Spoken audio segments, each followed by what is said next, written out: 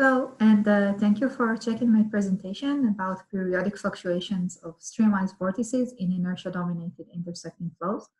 My name is Noah, and this work was conducted as a part of my PhD in the Okinawa Institute of Science and Technology in Japan, in the group of Professor Amy Shan and Dr. Simon Howard. And we have conducted the experimental part of this study, while our collaborators from the University of Liverpool, Dr. Kostis Zographos and Professor Robert Poole, have conducted the numerical simulations for this work. This work was supported by the Japan Society for the Promotion of Science. And if you have any questions, this is my current affiliation.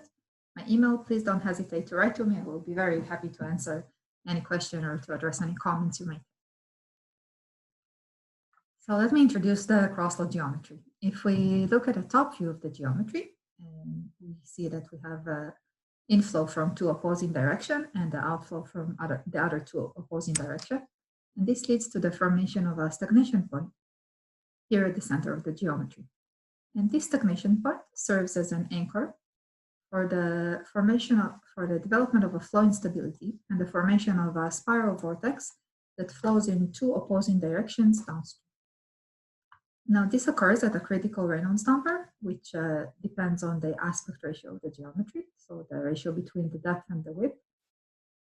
And as we can see here, as we increase the Reynolds number, this flow instability develops and this vortex grows and intensifies.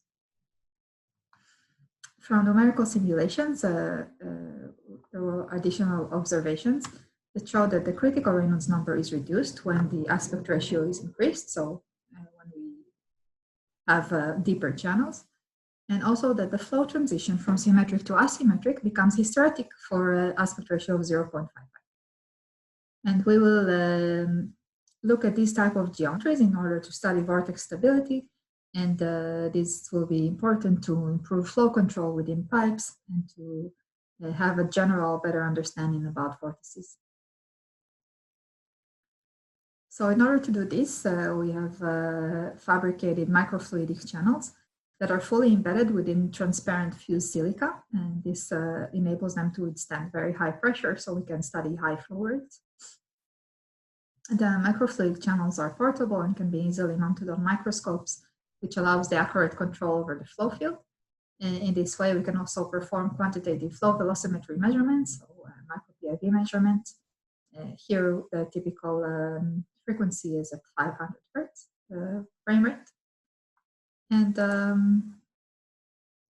numerical simulations of our study were done by using an in-house implicit finite volume CFD solver. If you're interested in more details about the experiments or the simulations, please check these references from our previous work. So in this presentation, I will show you the comparison between two different types of vortices that are formed in different type of crosslaw geometries.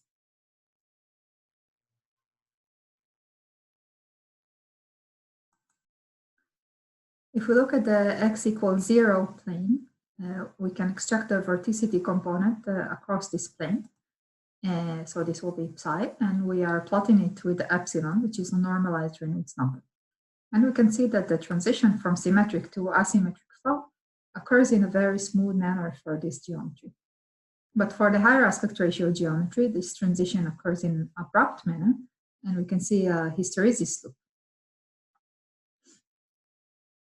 These curves are fitted with the Landau model of equilibrium phase transition, which allows us to extract the critical Reynolds number that are seen for these transitions.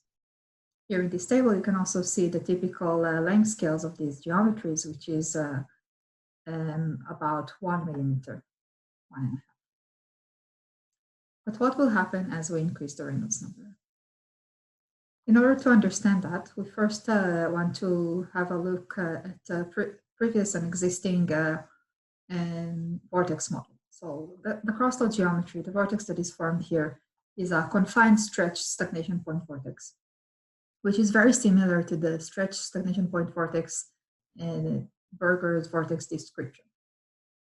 and also to the Lamossian vortex, which is practically a two-dimensional description of the Berger's vortex.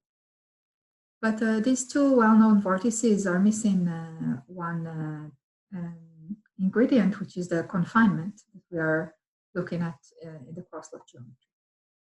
And in order to account for the confinement, we have to look at another model, which is the pancake-like vortex model.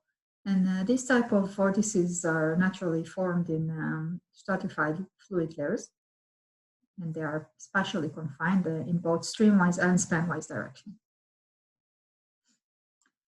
If we take the velocity profile from these two vortices and plot it as a function of the radius, we can see clear differences between these profiles and the forced velocity drop due to the confinement that occurs for the pancake-like vortex model.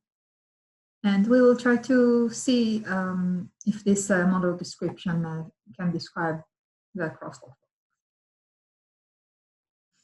So in order to do that, first we need to find the radius of the vortices that we are seeing. So we'll take the velocity profile and plot it with along the radius of the vortex. And we define the radius where the velocity equals the maximal value, the y component of the velocity. And from these plots, we can also see the very nice agreement that we have for the experiments and the numerical simulations. We can also see that these profiles are very similar to the pancake-like velocity profile that we showed in the previous slide.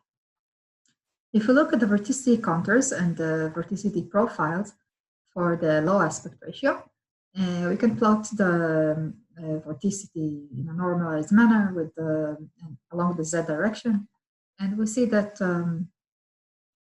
it pretty much behaves in a Gaussian manner. But if we take a look at the higher aspect ratio, and again plot the vorticity profiles from here, we see that a Gaussian description will not really capture the complexity that is seen in the vortex core. So we see here that as we increase the Reynolds number, a dip in the vorticity is formed, and this dip gets bigger and bigger as the Reynolds number are increased. Now, if you take a look here at this three-dimensional sketch, you will see a type of sort of bubble, and we suspect that we are seeing here a bubble type vortex breakdown, which was also previously, very recently, seen for an aspect ratio, a crosstalk with an aspect ratio 1 at very similar flow conditions. So let's go back to our vortex models, and here we are plotting the normalized vorticity for the low aspect ratio, and we can describe the vorticity profile really simply with just the pancake-like vorticity. But as we said here, the complex core structure of the higher aspect ratio vortex, we cannot use this simple equation to account for the complicated vortex structure. So in order to account for that, we added our own second term, and now we are very nicely able to fit this equation to the more complicated vorticity profile. We are also able to extract the core size, which is also not a very trivial thing to do. And we measure an increase in the vortex size when Reynolds number is increased. If we further increase the Reynolds number, we reach an additional critical value at around the Reynolds number of 69 for this aspect ratio. So we see these flows for this range, periodic flows. And if we look at the numerical simulations and experiments, we see a very similar behavior.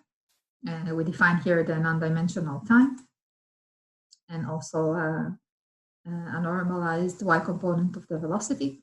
And if we plot them together, the numerical simulations and the experiments, we see the very nice agreement and very structured periodic cycles.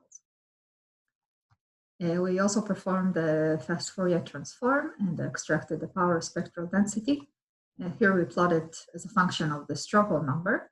So we its non-dimensional frequency. And we can see very nice organized typical peaks that corresponds to the fluctuations.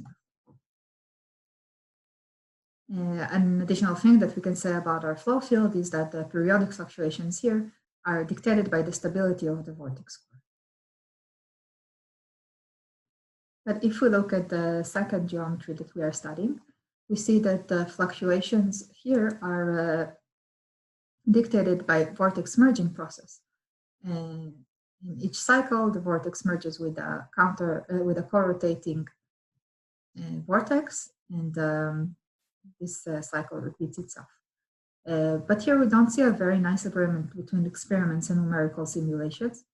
And we think that this occurs because the experimental setup might have some imperfections that favor the intensification of this top left side vortex, while the more symmetric numerical simulations, we see an intensification in an alternate manner of the top left and bottom right vortices.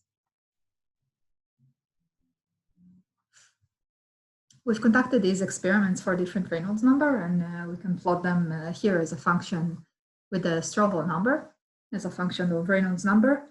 And we see that for the high aspect ratio, we see a very nonlinear behavior of this ratio. While for the low aspect ratio, we see kind of a linear behavior and a decrease in the Strouhal number.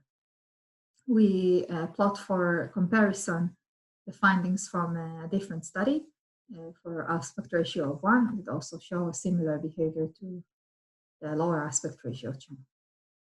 The curves here are fitted with this quadratic relation between the Strouhal and Reynolds number, which was also seen in studies of flow around cylinders, so for the von Karman flow instability. So to sum up, we've studied vortex stability in intersecting flows. We modified the pancake-like vortex model to account for vortex confinement and changes in core structure.